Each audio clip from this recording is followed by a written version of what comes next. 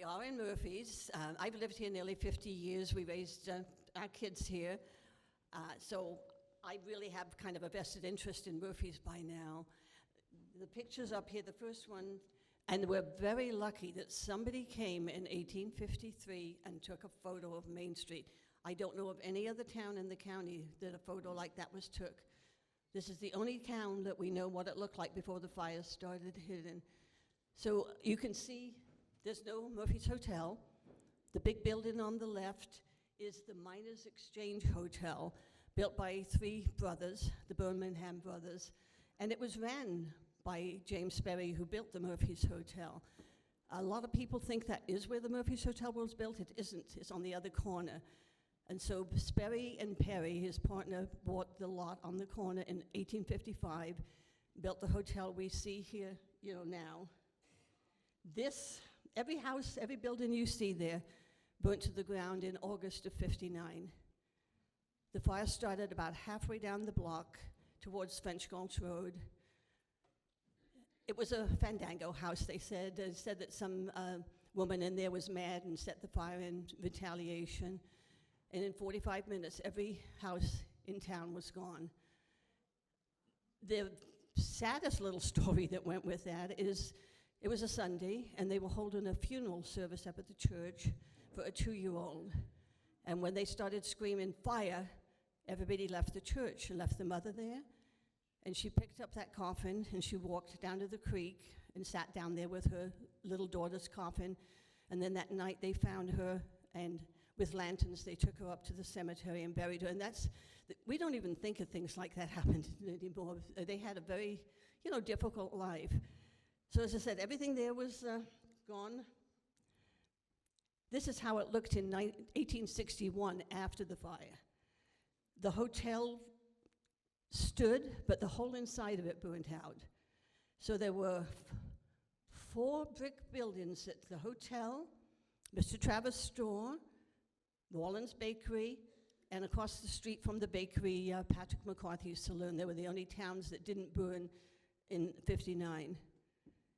The pole is a Liberty pole. It's beginning to get that Civil War activity going, and a lot of towns put up Liberty poles and ran flags up on them. It looks cleaner. You notice the roads even look kind of wider. It looks better than it did before. Maybe that was a good thing. I'd love to know who those people are, but then we don't have a clue. Albert Michelson's father rented a building and later bought it that was right down from the hotel. I don't know if it's the first one past the hotel, or you can't tell from this angle, but that might have been where he was. This is behind the hotel. Look at that mining. Look at the holes they had behind the hotel. The arrow on the left is pointing at the warehouse, the Peter Travis store, that caught fire and blew up and burnt another block of town in 1893. The next arrow is pointing at the church. That's where the Congregational Church is now. The other one is the hotel, and the one far over to the right is that red barn down there on Main Street in Scott. It's still standing today. This is looking down from French Gulch Road. And you see how everything looks white on the right side? That's rock, where they've gone all the way down to, where there's no dirt left, and they've gone all the way down to rock. This is how you fix the roads. You paid a road tax. It was $3 a year for every male over 21, or you worked 2 days on the road. So they got out, and that was when the road supervisor said, you come today and you work on the road. And that's right outside, down the street a block. This is the hotel as it first looked up on the top right corner. After the fire, they added on. You notice it's a lot bigger from front to back. They doubled the size of it. They had a garden where the parking lot is now. Of course, that's what it looks like today, but that's what it looked like back then. That picture with the garden is probably from about 1910. And the reason I know it's not much later is there's a vacant lot across the road where that stayed after the last fire. This is that side rock wall. That is the that was the Old Timers Museum. That's the wall. Across the road, there was the stable that is right where that two-story motel is down by the hotel. Albert Michelson, I'm sure a lot of you, we've got Michelson School here. They lived here. They arrived in New York, he and his mother and his two sisters, in '56. We have no record of them until 1860, so we're not sure when they actually got here. But if by some chance they got here before the fire, they lived through that horror, which it must have been. They rented a building from Judge Putney on the opposite side of the street from where we are now, but down a block. It burned in '59.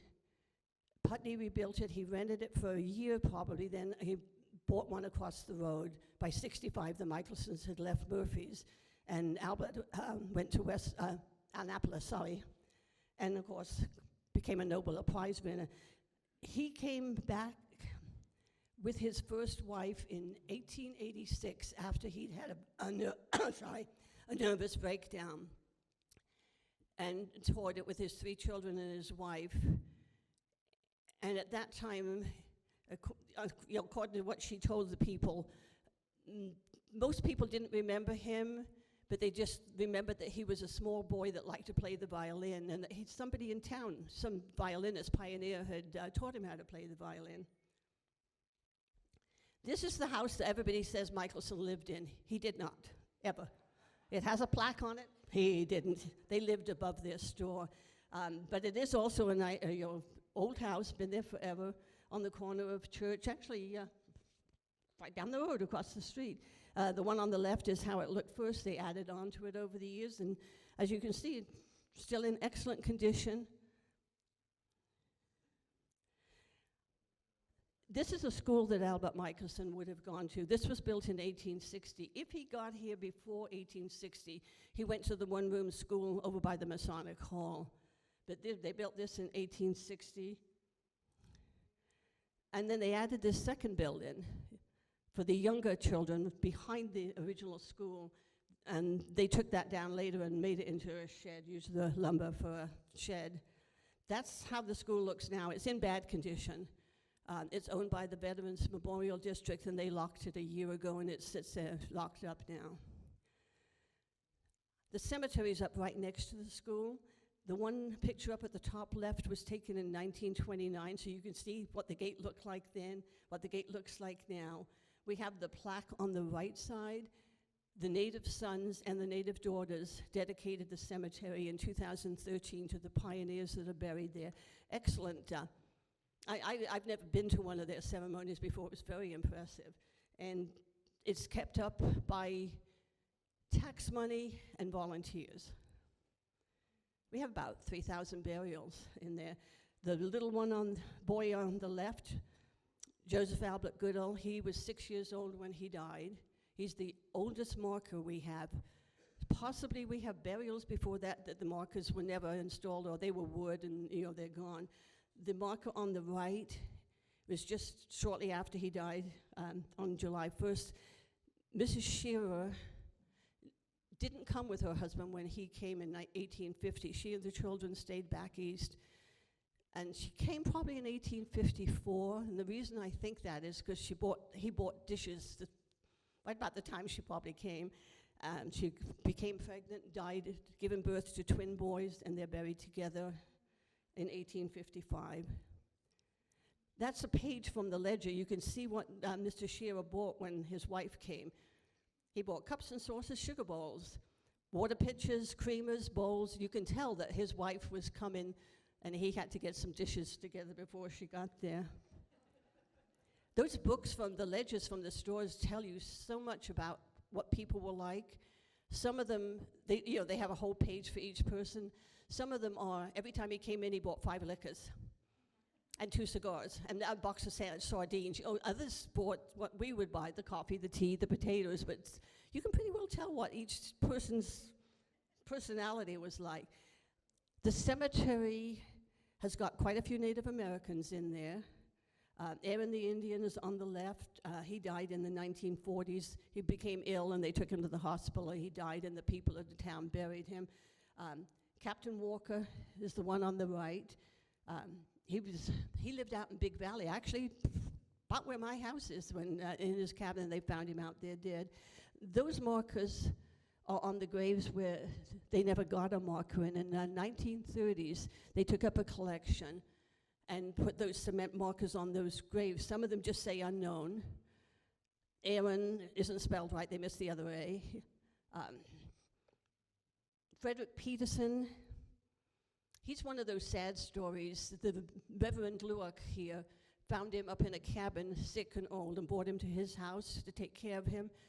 And Mr. Peterson must have thought, as many of them did, that life wasn't worth living. He got a giant stick of powder and put it in his mouth and lit it out in the front yard of the Reverend's house. Stan. William Holt, now he was something else.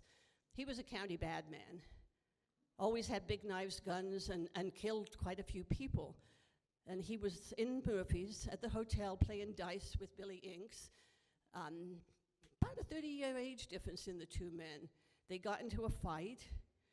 Holt didn't want to fight, but Inks would not stop pushing him. And Holt finally pulled his knife and killed him out in front of the hotel. It didn't sound like anybody cared that Mr. Holt died, because he was what they called a menace to this town. Everybody feared him, so they didn't seem too upset. Judge Putney. Judge Putney came from Maine. He had been a Mason back there, and he started the Masons here. When he left Maine, he was a hatter. When he got here, he was a lawyer, and immediately became a justice of the peace. He was a huge man. They said he weighed about 350 pounds. He loved to tell stories, and he was very jolly. The one in the middle isn't, this is the Avery, so the Avery Hotel. But what that one is so different is, if you can see the dates, it says she was born in 1722 and died here in 1787. That's exactly 100 years off. And I hope the Averys did not pay for that marker, because it's 100 years off. Daniel Dorley was another. We have a lot of Civil War veterans in there. We're in Mexican War veterans. Daniel Dorley lived in Douglas Flat. And the Arata store in Vallecito, the clerk was delivering groceries to him, and he wasn't there. So he went and told the neighbors he wasn't there. They got a search party, found he fell in a ditch, took him to the hospital where he died. The story in the newspaper of his funeral, they brought him back from the hospital, from the Angels Mortuary, which of course wasn't the Angels Mortuary then, in a wagon. And when it got to Douglas Flat, the whole town was lining the highway and followed that wagon up to the cemetery. He didn't get a Civil War marker. He had no marker. We knew where he was. So this one was done by Boone Memorial over in Sonora for us. I petitioned the VA for a marker for him. To do that, you have to pay them to give you his pension records. So they sent me the pension records. Then I had to apply and send them the pension records back. They refused because I was not a relative. And of course, he never married, he had no relatives. So Tanner Boone volunteered to make one, and he made that one for him. St. Patrick's Church, that was not the first Catholic church. The first Catholic church was down by the creek towards French Gulch Road.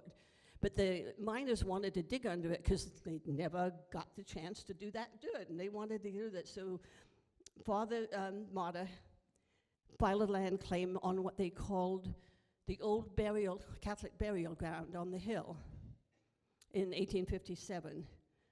And the miners put up the money to build that church, and they did. It stands like a brand new building. It's in excellent condition. There's a graveyard that, the original one here was down behind this, below the church. There was a trail from Church Street up to it. That trail still shows on our county maps. And the back of the Catholic cemetery, down the lower end, is where that burial ground is, with no markers, and we really don't know who's there or how many there might be in there, which is a problem for the church because they can't use the ground, much as they need to. The marker on the left is an interesting one. John Arata lived in Douglas Flat. Angela was married to Mr. Leveroni.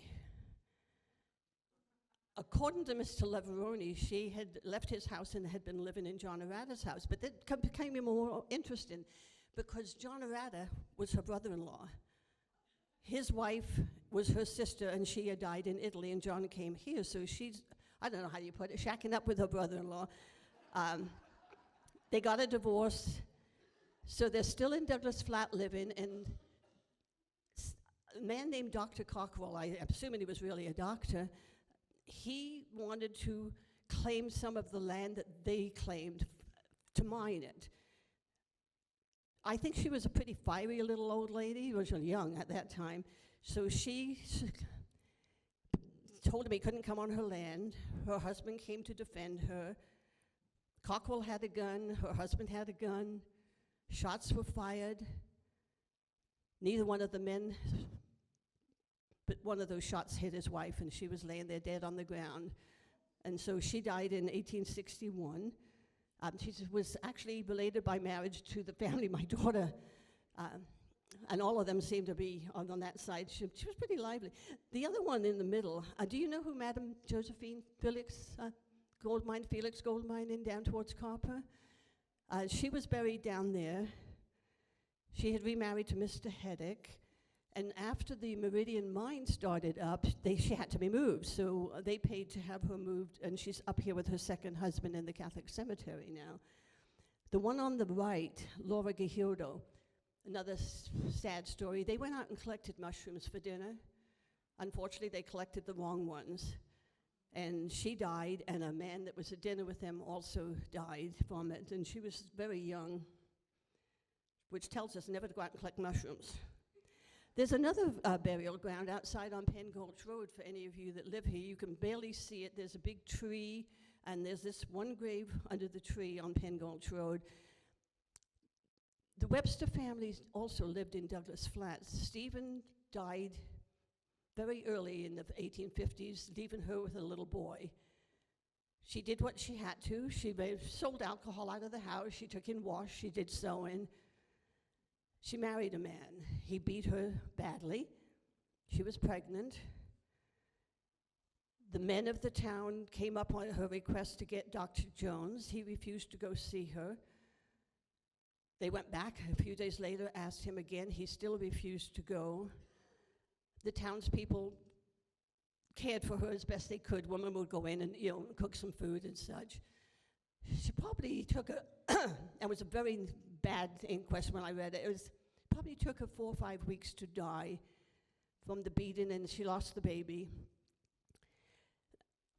The little boy was, maybe 7 or 8 years old, and the co-owner of the Murphy's Hotel, John Perry, and his wife Eliza took him in, raised him as their own son, and he died in 1909. When he died, he asked to be buried in the field on Penn Gulch, because that was the burial ground for Douglas Flat. And so that's the only gravestone. And he said, I don't know whether he's right. I mean, he thought they were, his parents were under that tree, and he might know whether they were or not, but that's the only one out there, and the subdivision out there had to save this. They can't use that 5 acres because there's probably 40 burials in there. This, according to the Tuolumne Historical Society, was the first church in Murphy's. It was labeled as that, and I have no reason not to believe, and we know there was one where the Congregational Church, so that might be the first day that the church opened, some kind of celebration, obviously. Oh, their minister had a good story. He liked ladies. And according to one of the men who wrote his diary, the minister had been very friendly with Laura Foster. And Mr. Foster cowhided him. I don't know what that means, whipped him with a whip. I have no idea, but I looked up the tax records, and right after that happened, the Fosters sold their property and left town. So I figured I had the right one. The Congregational Church took over that land in I think it was 1894, and built their church. What this is, that is the exact wording of everything that was said in the original, and the responses from the congregation of the opening dedication of that church. I know you can't read them, but it's kind of interesting if you could. This is the first Masonic hall. 1860, not much of a building. And then when it got really bad in 1902, they built the new one. It's quite a bit of, I mean, it's still the same building, but now it's a parking lot and the fence is gone, and but it's still, that's a great building too for history. 1929, Murphy's Main Street, down in the bottom, Murphy's Main Street now. None of the left-hand buildings are there. The right-hand ones, some of them are, but none of that on the left is there anymore. We had a lot of stone buildings here. I imagine most of the towns did. I know San Andreas lost most of theirs. And these two big ones and the one right behind that tree on the left, all gone. I wish they were here today. I would be, really make the town different. The big one on the right is the John Carlos store. He used to have a store behind the hotel, probably a wood one, because after the fire he did this. He was a Texan. Gave the Southerners credit, but never gave the Northerners any credit in his store at all. So, and he wasn't in the building long. He didn't pay for it. So the guy who built it for him put a lien on it, and he lost it right off. The other little building that was behind it, that's the one on the up at the top. That was Patrick McCarthy's. That was also one that was early, and it's the saloon that lasted through the 1859 fire. The Old Timers Museum had the picture on the top right of that building. It's not a real clear one. And the house on the bottom is where that was. That's what I always like is to, okay, that's where it was.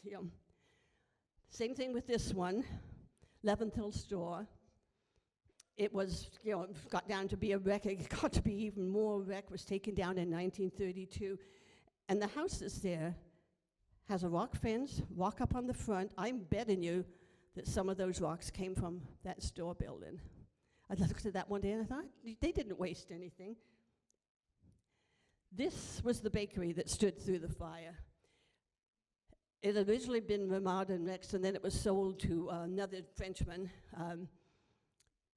It stood right up at the road. If you can see that brick wall in the bottom picture on the left, that is the foundation of the basement for that store. It was right at the road. The house that's there now was the barn behind the store. And they just remodeled it. I've seen the inside of I should say the foundation underneath that house. It's all original, all rock foundation and with the basement under it. If you look over to the right, you can see a whole bunch of rock rubble in front of the hotel. And that is what built the wall that's in front of the hotel now. I am going to bet, too, that rock came from taking down that store we just looked at, right down the road. Because they wouldn't have wasted those rocks. They would have used them. And this is the same time frame when the building was taken down, and then they built the wall at the hotel. Right across from, where Snack is now, was the livery stable of Thomas Madison. He was here very early. He ran a stage line. He had a child, but we don't know who with, because he didn't get married for 9 years after that child. So, the mother must have died. In 1893, there was a fire and an explosion, blew up everything, burned out everything. So you can see the vacant lot where that store, where the livery stable was, and everybody's standing there looking at the thing. In 1909, the Stevens brothers bought the lot. They took down a hotel they owned down on Big Trees Road, built a store with the hotel. And now it's, it used to be, what was in there? Stories and Stones was in there years ago, if I remember right. And the Treehouse Christmas store, yeah. Yeah, they had a lot. The grocery store was in there, yeah. This building still stands, beautiful building. That was built right after the fire, too. Francisco Vasola built it. It went through quite a few different hands. And then Mr. Vasuco ended up owning it. And I guess they were having robberies, because he set a trap in his cash drawer and went home and came back the next day and forgot he set the trap and shot himself. And he lived about 10 days. He's buried up in the Catholic cemetery. It eventually was bought by the Segalis. Most people call it the Segali building, but it's really, like I said, they were about the 7th owner by then. They lived in it And they built a little house on the side. This store still stands too. That was originally Dr. Jones bought the New York store. It was a wood building, burnt in the fire right after he bought it. Bad luck, of course. So he built this stone building, and you notice he didn't put any windows in it at all because he wanted it to be fireproof. And it was his drugstore, and to the right of it, a little wooden building was his medical office. He probably left here before 1870, had a couple of children here, one of them died here. He got kind of crotchety, like the lady that was beat up, wouldn't go to see her, and he actually told the man that went to get him that it was their own fault. So, I mean, he wasn't exactly the kindly country doctor at all. This is Mr. Travis' store. He built it fireproof before the fire. He was the only smart man in town. It has 2 foot of dirt in the ceiling. He has a well inside it, and it became the Old Timers Museum, if any of you had been in there. To the left of him, you can see an addition in the bottom photo. That is John Thompson's store. He built it right against the wall of Travis' store. They're both still there today. And there's the well in the building. I'm not sure what his idea was. I don't know if he planned on going in and spraying everything down with water, but I mean, he had a fireproof store. It stood through every single fire in Murphy's. Why is that not going down? Does it do that every now and then? The arrows just... I just want you to go to the next picture. There you go. Good job. Well, hi, are you? This house was built by Horace Edison Thorpe in 1899. He owned the bakery next door. You can see the building. And in 1896, I believe it was, his wife hung herself in the basement of their home. They found the children and had to help him cut her down. So he built this, but unfortunately, he died the next year. So he never got to enjoy that beautiful house. It is not there anymore. It burnt down, could be 10 years ago now. So the bakery next door used to be Brown's Express. Then they sold it to Rogers, Henry Rogers, and he had a tin shop in there. He sold it probably 6 months before the 1859 fire. So he was lucky. He had his money, and the guy who bought it had a burnt building. So the lot was bought by Lewis Robertson, who was a brother of Mrs. Schwarer. And they built this stone building, and he put his tin shop in it. Then it became a bakery when Heinsdorf bought it from him. Became a store when John March bought it, back to a bakery again. And right now it's a financial planner's office. It's still just as original. There's a cable through the sidewalls that was put in the 1940s to hold the walls together. And you can see the vacant lot in that bottom right-hand picture where the house had stood before it burnt down. This was also one of the early stores. It was built after the fire. The wood one that was there obviously went down to the ground. Became pretty bad looking, as you can see in the top left picture. Not that much better than the other one. And it was I think she bought it around 1939 and renovated it and made it into a home. And it's extremely nice, building down there at the corner of Church by French Gulch Road. Oh, this is one of my favorites. The reason I say I do the cemetery, so I get to meet all the descendants of these historical pioneers of Murphy's when they come to bury someone else, and they give me their pictures. So this, where the shopping center, the Arbors is, they owned that whole piece of land since 1850. And he had come, he was educated. He was a surveyor for the road up to Big Trees in Carson Valley. He planted a lot of the trees on Murphy's. So his wife, as I said, had come, about 4 years after he got here. That house up on the left is probably the house that they had. After she died, he started a new home. That one's probably the one that his first wife, came to. Maybe not even that good by then. So the house that's there is still hidden by the shopping center. It's still there. You can see down to the left how it looked. That was 1980-ish, how that road looked back then. Now it's a shopping center, and there's the picture on the right of what we've got instead of what we had. I'm not sure it's an improvement, but I guess it's life. These two houses, the one on the left was the one that Judge Putney built after his log home on Main Street went down. He died in 61. In 1870, his wife sold it to Mr. Sperry, who owned the hotel.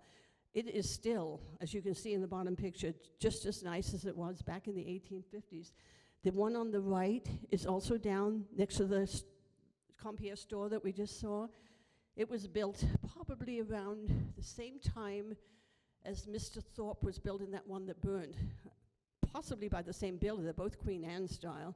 It's still there. It was a B&B. I'm not sure if it still is. And here's where we are. The arrow points to what this hall looked like before it burnt down and was rebuilt in 1991. That still was not the original building. In 1927, the original building was doubled in size, windows were put in, so I don't know what it looked like before they did that. The buildings, of course, to the right of it aren't there anymore. The fire station's on the right. You can see down below this building that we're in. Both those buildings on the right, the Valenti store, that was built for Mr. Valenti, James Valenti, and he had a boot shop. He had an operation, died. Two of his sister-in-laws went to the funeral on the Sierra Railroad, unfortunately on the day the train wrecked, both of them killed on the way to his funeral. The pictures are quite similar because you've got the look of what it was. And by the way, they got a lot more snow back then. The barn was Kimball and Cutting's barn, still standing, still being used by a woodworker. Surprising that barns can stand that long. And this is the Native Sons. This might be their first meeting because they were formed in that year, 1889, and this may have been their very first meeting. They are numbered. I do have a list of the names, but I didn't bring it with me, and I doubt you'd want me to read 50 names off anyway, but this is across the corner on Algiers Street from the hotel. You can see Algiers Street to the right of the store, quite different looking than it is. That was part of that Miners Exchange building that built. They split that into 3 lots, and this was one of those lots. It belonged to the Carleys, but the saloon didn't. Fred Sackett built the saloon, so Fred Sackett got a tax bill for the building, and the Carleys got a tax bill for the land. Eventually, they sold it to the Carley family. Probably not that much. I mean, it's got more paint on it now, but it's not much different than it was then either. The Dunbar House, a bed and breakfast, of course, now. It was built in 1850 for Willis Dunbar and his wife. Originally, that lot was Dunbar's lumber yard, his dad, Freeman Dunbar's lumber yard, and it included those cabins that are on the right of the Dunbar House. The Catamatory store on the right, that was originally built by Bernardo Bissot. He sold it to his nephew, Bastian Saleri, who ran it for years, bought it right before he married, raised his kids in there. Half of it was, part of it on the left was their house. Sold it to Catamatory, who worked for him for years. And that's the Catamatory family on the left. And I can't remember, but one of them is one of the Bryants. I can't remember what both of them in. And it's now our UPUD office. Looks about the same inside as it always did. And this is the inside with the Catamatory family. They were tidy. Look at all those neat shelves. This is where the Nugget was. Anybody that lives around Murphy's knows what the Nugget was. It was a bar, a loud bar. Originally, it was owned by the Horsells, and they had a saloon, a blacksmith shop, and they sold part of it to the Henches who ran it. It turned into Joe Bowes. And then the picture on the right is not when it was the Nugget. The Nugget was loud. It was a fun place to go. So Right down from the Nugget, and I put the arrow there, you can see the sign. There was a hotel called the Big Trees Hotel, right across from where our post office is. That was part of the property. So when the Stevens brothers finally bought all that property, they took that hotel down and used that lumber to build that store that became the Rydell store and the snack now. They don't waste, didn't waste anything. He took it down in 1911, and he bought the lot to build it on in 1909. This is the Davies store up on the corner of Scott and Big Trees and Jones Street, all up there. It was originally also cut in Kimball's. They sold it to Mr. Bissell, who had the other store in town, but had sold it. So he built a store. Eventually it became the Malaspinos. And because she married a Batten, it became the Battens, and because one of the Batten girls married a Davies, it became the Davies store. They called it the corner store. It was used for events. They had, in the evening, people would go there and bring their guitars and their accordions, and they would just sit and play music and talk and have a good time in there. They actually had a couple of dancers inside. They must have used the back emptier part, from the store. John Davies and his wife Pat owned it. Pat is gone now, but John's still with us. The Table Mountain Ranch is outside of town. It was owned by probably 3 people before Ethel Adams got it. Her dad had a lot of money. He was a big mining developer from the East Coast. He bought it for her. She married a gentleman named Adams, an engineer. I don't think she wanted to be married. So her father paid him off, and they didn't divorce, he just paid him off. And her dad deeded everything to her. This house was built in 1896, 1897, after the ranch house burnt down, so it's not the original one. There was a pond out there. She used to row on it, obviously, but it didn't have that much water in when I moved here.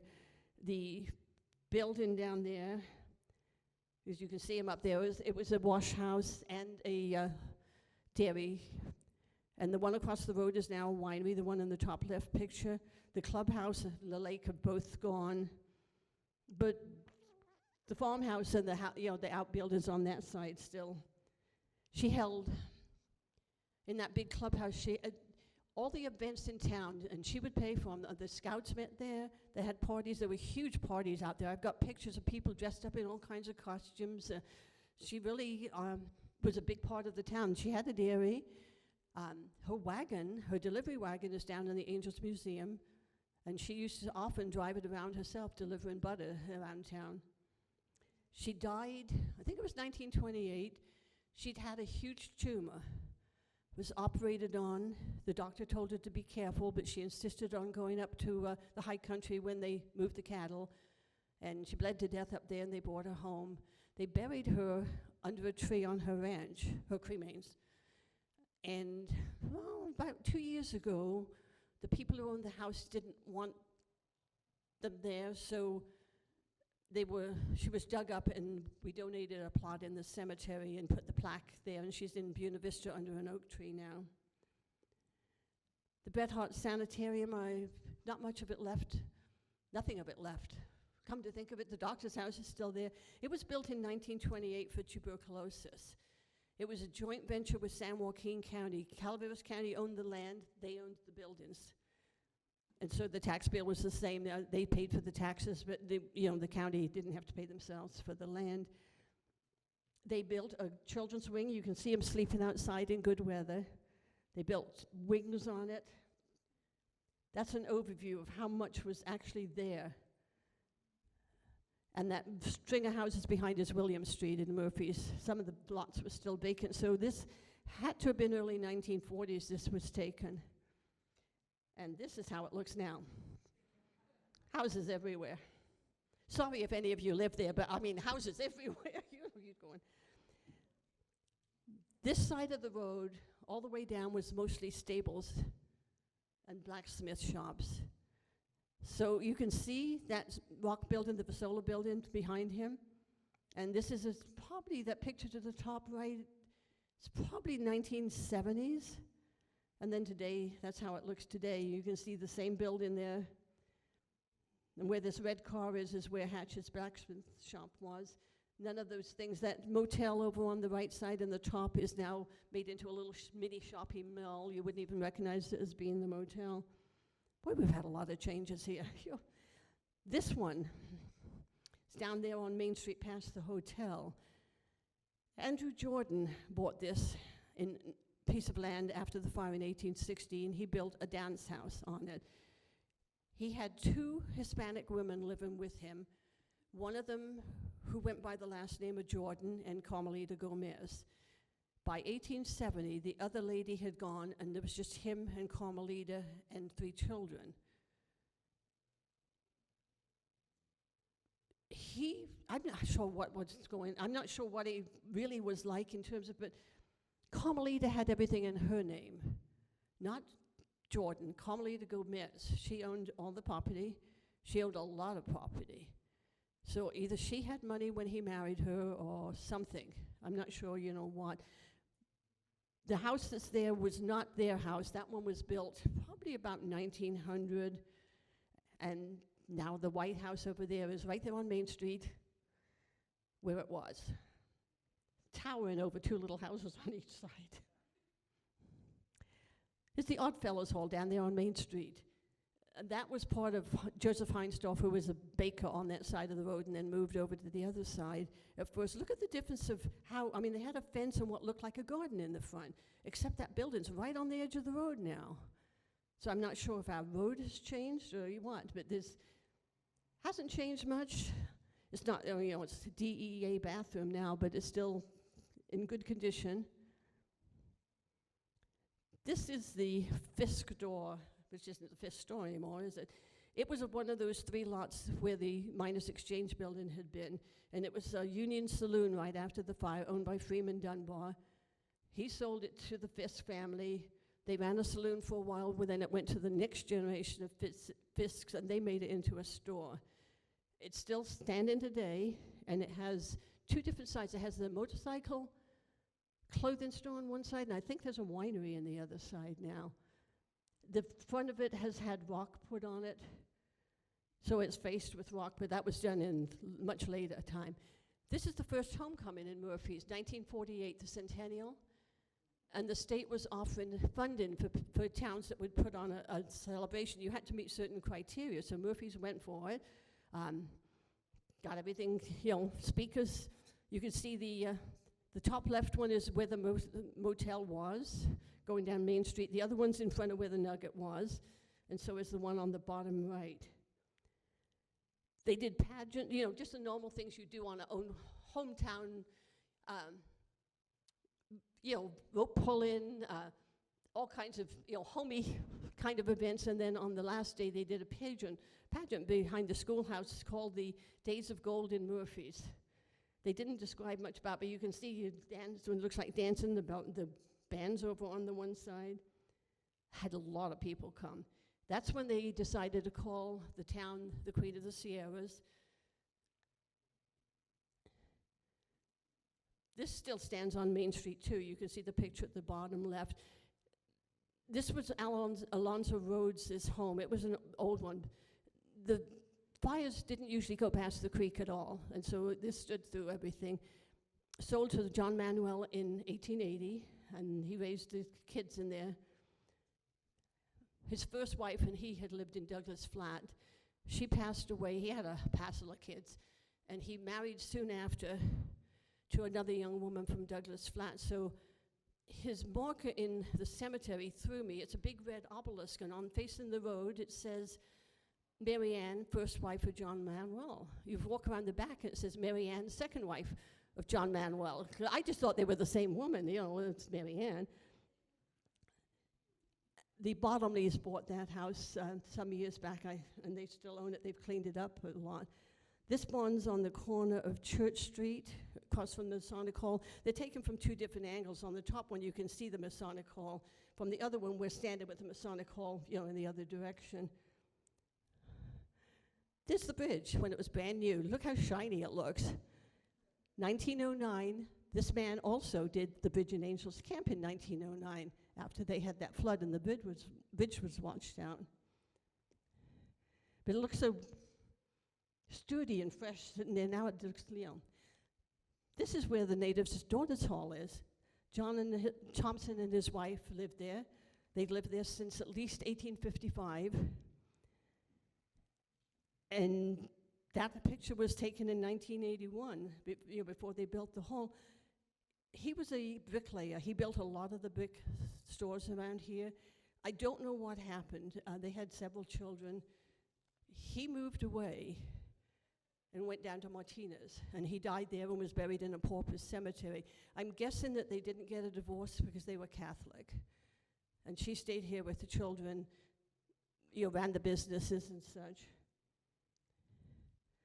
The Murphy's Ladies Band, probably 1910, 1915, looking at that. This is the Independent Cornet Band. Every one of them is named. Every one of them are well-known people of Murphy's. I don't know the date, but I'm guessing, looking at the cars, maybe late 30s, early 1940s from the age of the cars, and that's how it looks now, down below. All of those buildings gone. The monument was put up there on the intersection where Jones Street comes in. It's supposed to mark where Daniel and John Murphy had their first camp. I'm not sure how they'd know where it was. The second thing I don't understand how they know is not one single written thing at the time named which Murphy was in Murphy's. Every diary would say, I met Mr. Murphy. I met one of the Murphy's brothers. Never said the first name. So I'm not sure why they decided it was John that was here. I haven't been able to find anything. I do know that one of them was at Robinson Ferry at that time, because there's a newspaper clipping about the Murphy's brother down there trading with the Indians too, but I don't know why they think Murphy's was settled by John and not Daniel. Mercer Cabins, it was supposedly discovered by Walter Mercer in 1885, but Leonard Noyes in the 1850s found it. It's absolutely the same location, the same cabin. He did it while he was digging for gold. And they found this huge hole in the ground, rappelled down. It's definitely the same place. Nobody paid any attention. The Shore Ranch that became the Steveno Winery up on Algiers, the Utica Power Plant, built in 1893, closed in 1954. The ditches and the flumes that brought all our water here. Homes that were there early and are still there now, and there we are. Because Krista was going over there, going, Maureen, which none of you could see.